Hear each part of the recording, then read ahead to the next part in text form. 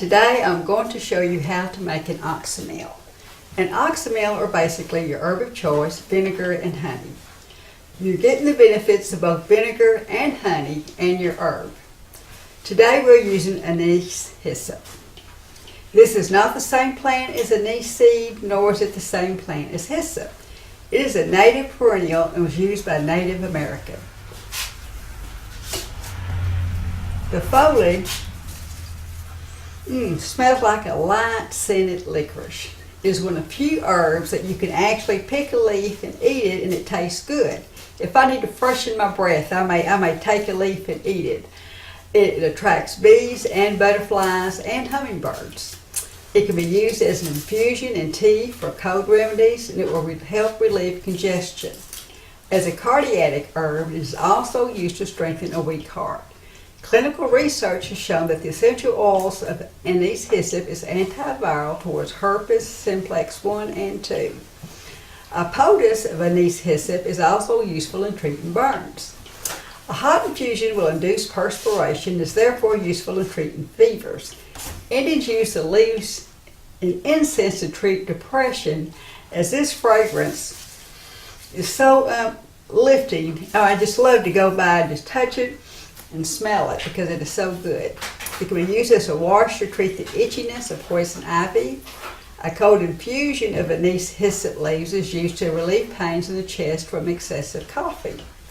It has antibacterial and anti-inflammatory properties. It was used by the Indians to treat wounds. It can also be made into a salve. Traditionally, a poultice of the leaves were used to treat burns. It is often combined with licorice to treat lung conditions such as respiratory infections and bronchitis. It is an expectorant and cough suppressant. It is aromatic, therefore preventing gas and bloating. Just simply sip some tea with your meals. It is used to treat diarrhea. Make a tea out of the leaves to put in your bath for treating sunburn or for fungal conditions such as athlete's feet or yeast overgrowth. Being an aromatic, the oils in the plant are useful in opening up the airways. One of the main oils in Anise Hyssop has sedative properties. Okay, let's get started making an oxymel. Now, what is the first thing we need? We're going to need canning jars with the lid. We're going to need whatever herb, either a fresh herb or dried herb. We need our organic vinegar and we need our honey. Now we're also going to need a knife, a cutting block, and a spoon. We're going to need to label our jar so we know when we made it and what it is. Now I love this painter's tape and it marks a lot. It stays on the jar when you need it to and comes off great when you get ready to take it off. Okay, you take any size jar. If it's dried herbs, you're going to fill it 2/3 full of vinegar.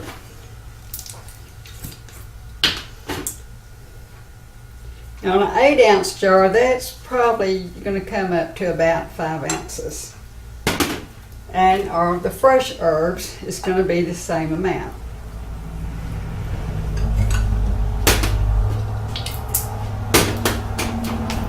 Take a spoon and kind of stir it down in there and get it in. On these oxymels, you don't have to be perfect. The measurements aren't critical.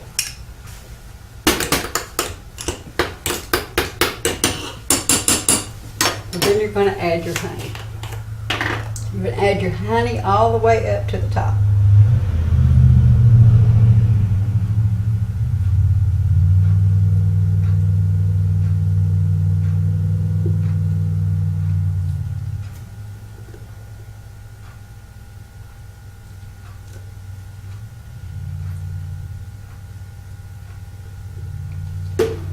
Just put the lid on it.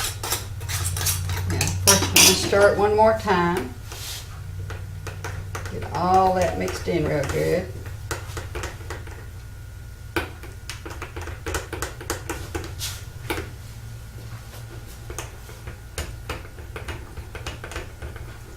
I didn't have quite enough honey here, so I'll go back later and add a little bit more.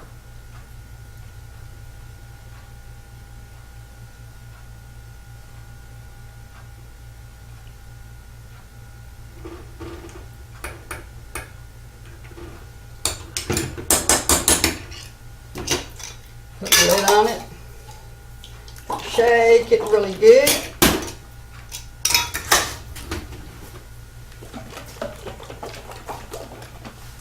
And then I'm going to mark it. Now I want to know which one was the dried herb and which one was the fresh. So when I mark this, I put fresh on the one that was fresh. I marked it with anise hyssop, vinegar, and honey, and I put today's date.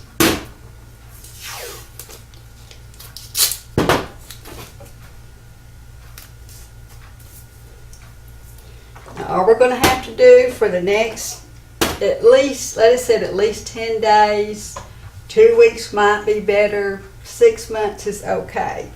But you're going to shake it twice each day for at least the first 10 days.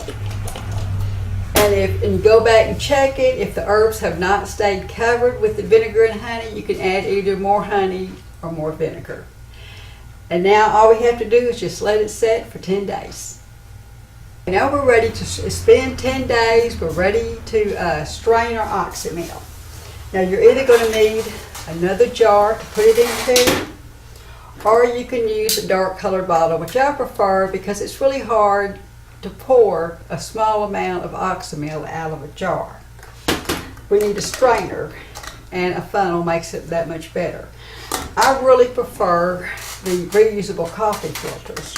Traditionally, herbalists have used cheesecloth or muslin bags. We just simply open it up and pour it in.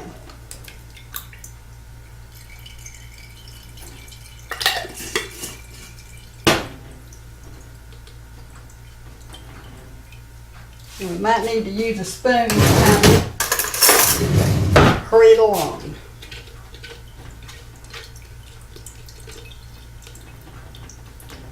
You could just kind of let this set during the day if you want it to let it just drip slowly.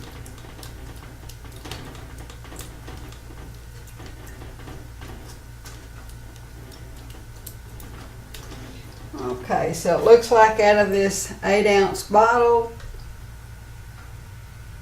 I've gotten a little over 4 ounces. So I'm going to pour it into my jar, to my bottle.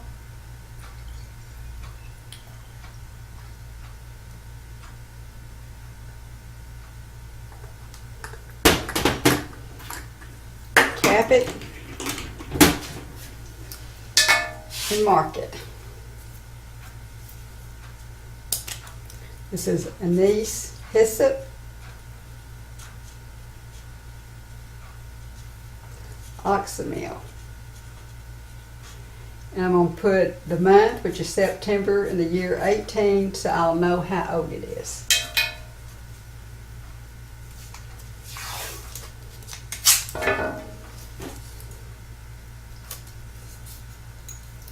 Now, Oxymels can be taken straight. If you're a vinegar and honey fan, you probably are used to taking vinegar and honey straight.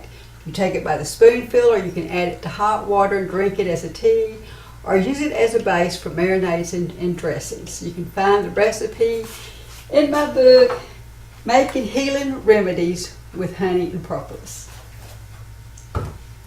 Thank you, and y'all come back.